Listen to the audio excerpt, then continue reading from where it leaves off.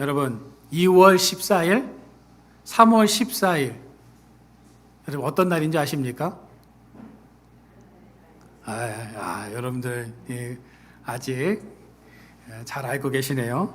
2월 14일은 발렌타인데이고요. 3월 14일은 화이트데이입니다.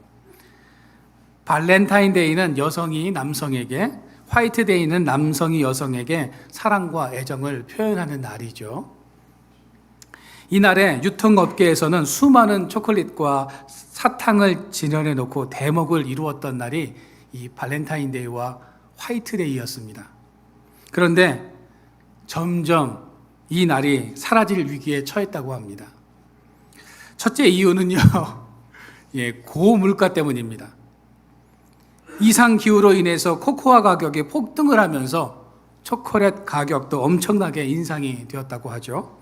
또한 요즘 초콜릿과 사탕은 발렌타인데이와 화이트데이의 최악의 선물이라는 이런 통계가 나온 적이 있습니다. 사람들은 더 이상 이 초콜릿과 사탕을 원하지 않는다는 거죠. 두 번째 이유는 연애 안 하는 청년층이 늘어났기 때문이라고 합니다. 데이터 컨설팅 기업 PMI가 전국 20에서 49세 미혼 남녀 1000명을 대상으로 3월 7일부터 10일 설문조사를 실시했는데요. 응답자의 71.7%가 현재 연애를 하지 않고 있다라는 대답을 했습니다. 10명 중에 몇 명입니까? 7명이 연애를 하지 않고 있다라는 겁니다.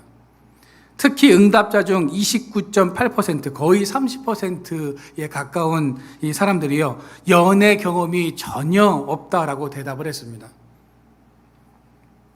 연애 경험이 없는 20대 여성 안모 씨는요, 스펙을 쌓아서 취업하고 자기 개발하기도 바쁜 세상인데 연애는 정말 사치로 느껴진다며 굳이 연애하면서 쓸데없는 시간 낭비, 감정 낭비를 하고 싶지 않다라는 그런 대답을 했다고 합니다.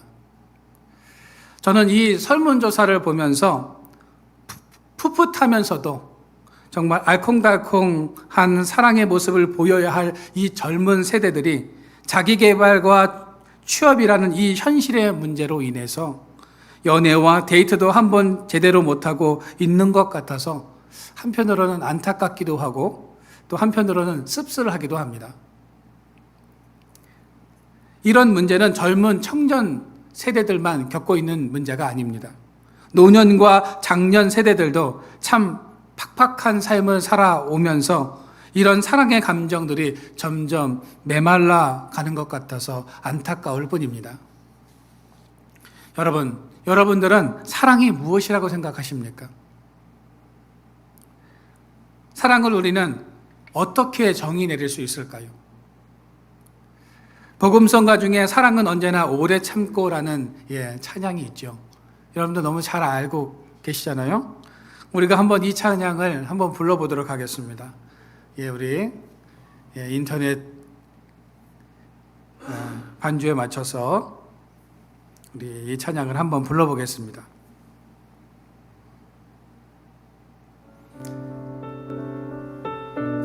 우리 고린도전서 13장에는 사랑을 어떻게 이야기하고 있는지 우리가 찬양으로 한번 고백해 보겠습니다. 볼륨을 좀 높여주세요. 사랑은 언제나 오래 참고 사랑은 언제나 온유하며 사랑은 시기하지 않으며 자랑도 교만도 아니하며 사랑은 무례히 행치 않고 자기의 유익을 굳지 않고 사랑은 성내지 아니하며 진리와 함께 기뻐하네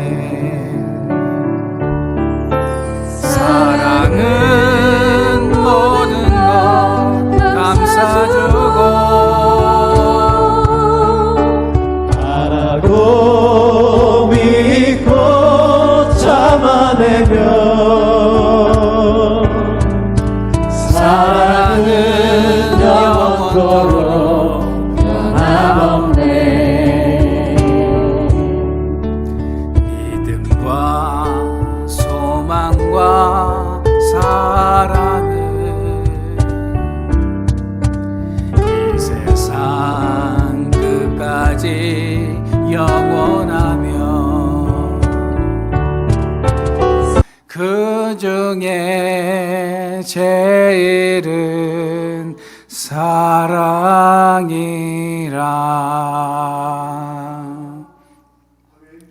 이 찬양의 배경이 되는 말씀이 고린도전서 13장이죠. 우리가 이 고린도전서 13장은 무슨 장이라고 합니까? 예, 사랑장이라고 말을 합니다. 믿지 않는 사람들도 좋아하는 말씀이 오늘 본문의 말씀입니다. 수많은 시인이나 수필가나 또 소설가들이 사랑을 노래했지만 이 고린도전서 13장만큼 사랑을 잘 표현하지는 못했습니다. 이 사랑장을 우리가 좀 분석을 해보면 1절부터 3절에는 사랑의 중요성을 이야기하고 있고요. 4절부터 7절은 사랑이 무엇인지 15가지로 조목조목 설명을 하고 있습니다. 8절에는요, 사랑의 영원성을 노래하고 있고요. 9절부터 10절은 사랑의 온전성에 대해서 말을 하고 있습니다. 그리고 11절부터 12절에는 사랑의 성숙성을 말하고 있다는 거죠. 그러면서 가장 결론적인 말씀이 13절 말씀에 나오는데요. 그런즉 믿음, 소망, 사랑 이 세 가지는 항상 있을 것인데 그 중에 제일은 뭐라고요? 사랑이라 라고 말씀하고 있습니다. 우리가 살아가면서 믿음, 소망, 사랑 이 세 가지는 반드시 있어야 됩니다. 그런데 그 중에 사랑이 우리에게 가장 필요하고 가장 중요하다라는 사실을 성경은 우리에게 일깨워주고 있다는 겁니다. 왜냐하면 하나님이 사랑이시기 때문입니다. 요한일서 4장 16절 말씀입니다. 우리가 말씀을 한번 같이 읽어보도록 하겠습니다. 시작.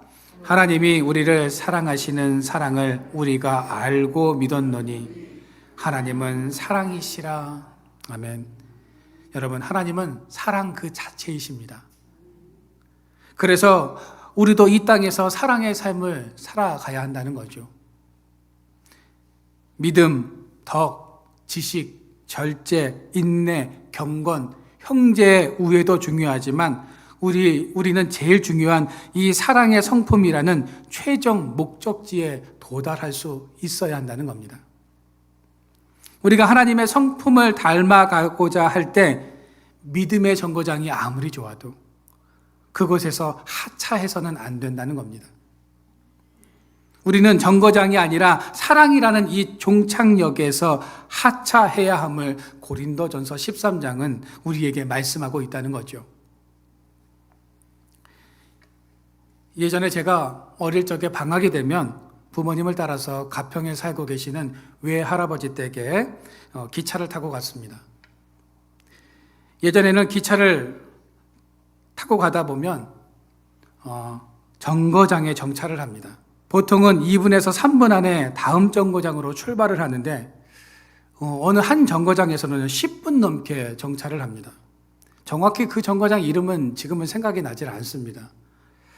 그런데 그 정거장에 정류장에 멈추면 모두가 기다렸다는 듯이 기차에서 우르르 쏟아져 나옵니다. 왜 내리는지 아십니까? 가락국수 한 그릇을 먹고 가기 위해서 사람들이 기차에서 우르르 내려요. 최대한 빨리 먹지 않으면 기차가 출발하기 때문에 가락국수를 주시는 분도 가락국수를 받아서 드시는 분도 얼마나 빨리 들으시는지 모릅니다. 가서면 바로 나와요. 그래서 그냥 그 자리에서 확 후루룩 후루룩 하면서 그 가락국수 한 그릇을 후딱 해치웁니다. 지금 생각해보면 그렇게 뜨거운 가락국수를 어떻게 그냥 그렇게 채 5분도 되지 않고 빨리 드시는 분들은 1분 안에 그냥 후루룩 후루룩 하면서 그 국물도 그냥 다 드시는지 그때는 그렇게 짧은 순간 속에서도 그렇게 가락국수를 먹고 차에 많은 분들이 올라탔습니다. 가끔은 가락국수를 먹다가 기차를 놓치는 경우들도 있었습니다. 그러면 어떤 일들이 벌어지는지 아십니까? 이산 가족 찾기가 그 상황에서 펼쳐집니다. 기차 안에서는 아빠 막 소리를 치고요. 밖에서는 멈춰 하면서 기차의 옆을 막 두드리면서 이런 장면들이 막 펼쳐집니다. 어떤 분들은요, 다급한 나머지 기차에 뛰어오르기도 하죠. 지금은 문이 이렇게 탁 닫혀가지고 뛰어올라도 탈 수가 없지만 예전에는 뛰어오르면 탈 수가 있었습니다. 여러분, 아무리 가락국수가 맛있어도요, 목적지에 도착하지 못하면 아무 소용이 없습니다. 이것처럼 우리의 신앙생활도 아무리 덕과 지식의 정거장이 좋고 경건의 정거장이 좋아도요, 거기서 멈추면 종착지에 도착할 수 없다는 거죠. 우리는 그 모든 역의 마지막인 사랑의 종착지에 도착해야 한다는 겁니다. 그러면 우리는 왜 이 사랑의 종착지에 도착을 해야 하는 것일까요? 그 사랑의 종착지에서만 하나님의 사랑을 배울 수 있기 때문입니다. 하나님께서 얼마나 우리를 사랑하시는지를 알 수 있기 때문입니다. 그렇다면 하나님께서 우리를 어떻게 사랑하셨는지를 우리가 두 가지로만 알아보면서 같이 은혜를 나누고자 합니다. 첫째는요, 주는 사랑을 해주셨습니다. 오늘 요한복음 3장 16절입니다. 이 말씀을 우리가 같이 한번 읽어보겠습니다. 시작. 하나님이 세상을 이처럼 사랑하사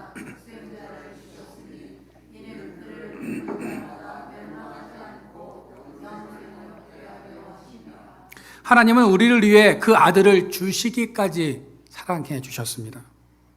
여러분, 최고의 사랑이 어떤 사랑입니까? 주는 사랑인 겁니다. 하나님께서 주는 사랑을 하셨던 것처럼 우리도 주는 사랑을 해야 한다는 거죠. give and take 식의 사랑이 아니라 밑빠진 덕에 물을 붓는 것인 줄 알면서도 우리는 주는 사랑을 해야 한다는 거죠. 여러분, 우리가 자녀를 키우면서 때로는 내가 밑빠진 독에 물을 붓는 것 아닌가 하는 그런 생각이 들 때가 있습니다. 야, 이렇게 내가 애쓰고 수고하고 나의 모든 정말 뼈와 모든 것들을 갈아 넣어서 잘 길렀는데 이 모든 것들이 헛수고가 아닌가라는 그런 생각을 하면서도 우리가 모든 것을 쏟아붓는 것은 왜 그렇습니까? 내 자녀이기 때문 아닙니까? 여러분, 우리 인간은 언제나 하나님의 뜻이 아닌 내 뜻을 따라가고 늘 악한 것을 생각하며 자기의 유익만을 추구함에도 하나님은 내가 너를 사랑한다고 늘 말씀하십니다. 우리를 끝까지 포기하지 않고 은혜를 베풀어 주시는 이유가 무엇일까요? 우리를 사랑하시기 때문입니다. 우리를 사랑하시고 우리가 그의 백성이고 그의 자녀이기 때문에 하나님께서는 모든 그 은혜와 모든 것들을 우리에게 쏟아 부어 주신다는 거죠. 하나님께서는 우리가 불순종할 것을 아시면서도 끊임없이 우리에게 사랑을 베풀어 주신다는 겁니다. 누가복음 10장에 보면 어떤 율법사가 예수님을 찾아와서 묻습니다. 선생님, 어떻게 하면 우리가 영생을 얻을 수 있습니까? 그때 예수님은 내 이웃을 사랑하라고 말씀하십니다. 다시 율법사가 말을 합니다. 어떻게 하는 것이 이웃을 사랑하는 것입니까? 라고 물을 때 거기에 대한 대답으로 해주신 말씀이 선한 사마리아인의 비유입니다. 예수님께서 이 비유의 말씀을 하시면서 내린 결론이 무엇입니까? 가서 너도 이와 같이 하라 였습니다. 가서 너도 이와 같이 하라는 말씀이 무슨 의미입니까? 하나님의 사랑을 배웠으면 너도 주는 사랑을 하라는 겁니다. 주는 사랑, 베푸는 사랑이 진짜 사랑임을 말씀하고 있는 거죠. 물질을 주고 마음을 주고 관심을 주고 사랑을 주는 것이 사랑이라는 겁니다. 물론 주는 사랑이 결코 쉽지는 않습니다. 그러나 우리가 하나님의 사랑과 은혜를 받은 사람이라면 우리도 그 받은 사랑을 누군가에게는 흘려보내야 한다는 겁니다. 여러분, 하나님은 사랑이십니다. 하나님은 사랑의 성품을 가지신 분이 아니라 사랑 그 자체이십니다. 그래서 하나님은 우리를 끝까지 사랑해 주시는 것입니다. 그렇다면 우리도 사랑하며 살아가야 하지 않을까요? 하나님께서 그 아들을 주시기까지 우리를 사랑하셨던 것처럼 우리도 하나님의 마음을 가지고 살아가야 하는 것 아닙니까? 내 주변에 고통당하고 있는 이웃을 위해서 사랑의 마음을 우리가 가져야 한다는 겁니다. 오늘 본문 5절에도 보시면 사랑은 자기의 유익을 구하지 아니하며 라고 말씀하고 있습니다. 자기의 유익을 구하지 않는다는 것을 원어의 의미로 보면 자신이 누려야 하는 권리조차 포기한다라는 그런 뜻을 가지고 있습니다. 여러분, 하나님께서 우리에게 아낌없이 사랑을 주셨던 것처럼 우리도 자기 유익을 구하지 않고 자신이 누려야 하는 권리조차 포기할 수 있는 아낌없는 사랑으로 이런 섬기는 삶을 살아가서 하나님을 기쁘시게 하는 저와 여러분들의 삶이 되어지기를 주님의 이름으로 축원드립니다. 두 번째는요, 먼저 손을 내밀어 주시는 사랑을 하셨습니다. 옛날에 어떤 시어머니와 며느리가 있었는데요, 고부간의 갈등이 너무나 심했습니다. 그래서 아들이 어머니에게 가서 어머니, 먼저 며느리를 좀 좋게 봐주시면 안 될까요? 라고 이야기를 했지만 아무런 소용이 없었습니다. 그래서 이 아들은 아내에게 갑니다. 그래서 아내에게 우리 어머니를 좀 잘 해드리면 안 되겠느냐라고 이렇게 이야기를 하죠. 그런데도 아무런 소용이 없었습니다. 그러다 보니 아들이 이쪽 어머니 편을 들 수도 없고 아내 편도 들 수도 없는 아주 난처한 입장에 처해 있었습니다. 그러던 어느 날 아들은요, 국리 끝에 아내에게 이런 이야기를 합니다. 여보, 누가 그러는데 밤을 삶아서 그 밤에 껍질을 까고 삶은 밤에 꿀을 발라서 먹으면 위가 퉁퉁 붓고 너무 많이 먹으면 얼마 못 가서 죽는데 라는 그런 말을 했습니다. 아내가 이 말을 듣고요, 얼른 시장에 가서 밤을 한 마를 사와서 아침과 저녁으로 밤을 삶아서 거기에 꿀을 듬뿍 뿌려가지고요, 시어머니에게 드리기 시작했습니다. 며느리의 뜻밖의 행동에 놀란 시어머니는 받아 먹으면서도 의아해했습니다. 얘가 왜 갑자기 안 하던 짓을 하지? 그런데 너무 지극정성으로 밤을 삶아서 주는 며느리의 행동에 시어머니는 조금씩 마음이 열리기 시작했습니다. 예전에는 아주 그냥 혼만 냈는데 조금씩 칭찬도 하기 시작했습니다. 그런 시어머니를 보고 며느리의 마음도 어때요? 찔리기 시작했습니다. 그리고 죄책감이 들면서 시어머니가 참 좋은 분이라는 것을 알게 되었습니다. 시어머니와 며느리가 사이가 좋아지니까 아들은 그의 아내에게 사실은 자신이 꾀를 낸 것이라는 이런 말을 합니다. 그 아들은 누군가 먼저 손을 내밀면 이 문제가 해결될 것을 잘 알고 있었기에 꾀를 내었던 거죠. 여러분, 모든 삶의 문제 해결의 방법은요, 먼저 손을 내미는 것입니다. 내가 먼저 손을 내밀면 상대도 어때요? 손을 내밀게 되어 있다는 거죠. 오늘 말씀 2절 말씀에 보시면 모든이라고 하는 단어가 여러 번 나오고 있습니다. 모든 비밀, 모든 지식, 모든 믿음, 3절에 보시면 모든 것으로 구제한다라고 이렇게 말씀하고 있습니다. 고린도전서 13장 2절부터 3절 말씀을요, 우리가 공동 번역으로 한번 읽어보도록 하겠습니다. 공동 번역에는 이렇게 번역해 놓았습니다. 우리 같이 한번 읽어보겠습니다. 내가 하나님의 말씀을 받아 전할 수 있다 하더라도 온갖 신비를 환히 꿰뚫어 보고 모든 지식을 가졌다 하더라도 산을 옮길 만한 완전한 믿음을 가졌다 하더라도 사랑이 없으면 나는 아무것도 아닙니다. 내가 비록 모든 재산을 남에게 나누어 준다 하더라도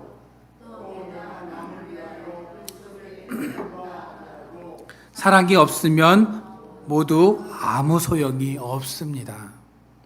고린도전서 13장에서 사도 바울이 말하고 싶은 것은 무엇입니까? 여러분, 당시 고린도 교회 안에 놀라운 하나님의 비밀과 놀라운 능력들이 나타났습니다. 그런데 그들의 삶은요, 믿지 않는 사람들보다 못했다는 거죠. 교회 안에서 신령한 은사의 문제로 싸움과 다툼이 잦았을 뿐만 아니라 은사를 자랑하고 그 은사로 우월감을 가지고 서로를 무시하고 경멸했으며 그로 인해서 고소고발이 난무하고 파벌이 형성이 되고 또 우상의 문제로 이 고린도 교회는 시끄러웠습니다. 사도 바울은 이런 고린도 교회를 향해서 사랑에 대해서 이야기를 하면서 아무리 교회 안에 놀라운 기적과 이적의 역사가 일어난다 하더라도 다 사랑이 있을 때에만 의미가 있고 사랑이 있을 때에만 가치가 있다는 말을 하고 있는 것입니다. 하나님의 사랑과 형제 우애가 빠져버린 공동체와 그 사랑은 아무것도 아님을 말씀하고 있는 것이죠. 사도 바울은 고린도 교회를 향해 사랑의 중요성을 지금 강조하고 있는 겁니다. 사도 바울은 하나님이 먼저 우리를 사랑해 주셨던 것처럼 너희들도 서로를 사랑해 주면서 이해해 주고 먼저 사랑의 손을 내밀어 보면 어떻겠냐는 말을 하고 있는 것입니다. 여러분, 우리 교회뿐만 아니라 한국 교회 그리고 우리나라 정치에도 이 사랑의 마음이 있어지기를 바랍니다. 자기의 이익이 아닌 하나님께서 먼저 사랑해 주시고 그 손을 내밀어 주셨던 것처럼 우리나라 정치와 교회 안에서도 먼저 그 사랑의 손을 내밀 수 있는 사람들로 넘쳐나기를 주님의 이름으로 축원드립니다. 2년 전에 책이 한 권 출간됐는데요. 그 제목이 사랑하느라 힘든 당신에게 라는 책입니다. 이 책에 보면 이런 내용이 나옵니다. 사랑하려고 너무 노력하지 마세요. 잘 안 됩니다. 사랑이라는 성품이 우리 안에 있는 것이 아니기 때문입니다. 아무리 누군가를 사랑하려고 해도 우리 안에 없는 사랑이 어떻게 흘러나올 수 있겠습니까? 가족도 사랑하기 힘든데 원수를 어떻게 사랑합니까? 그런데 놀라운 것은 우리 안에 하나님의 사랑이 부어지고 우리 안에 가득 차면 물이 흘러넘치듯 사랑이 흘러나오게 됩니다라는 이런 내용이었습니다. 여러분, 사랑은 물과 같습니다. 가득 차면 아무리 막으려고 해도요, 막을 수가 없어요. 결국 흘러넘치게 되어 있다는 거죠. 속담 중에 고기도 먹어본 놈이 잘 먹는다라는 그런 속담이 있지 않습니까?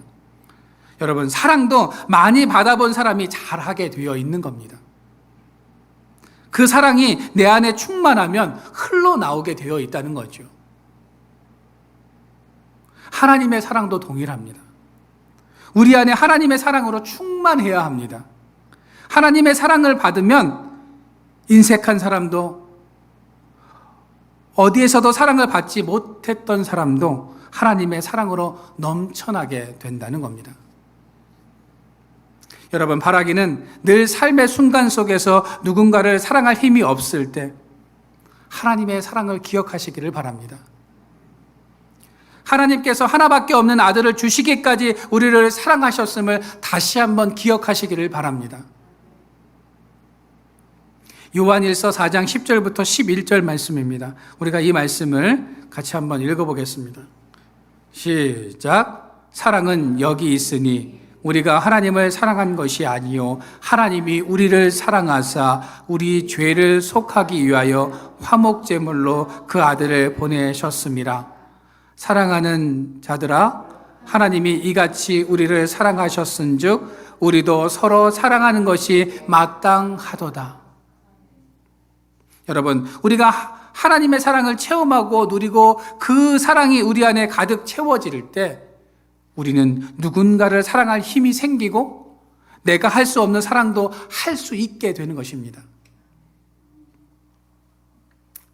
하나님의 사랑을 많이 받은 사람은 우리의 삶에 그 사랑이 흘러 넘치게 되어 있다는 거죠.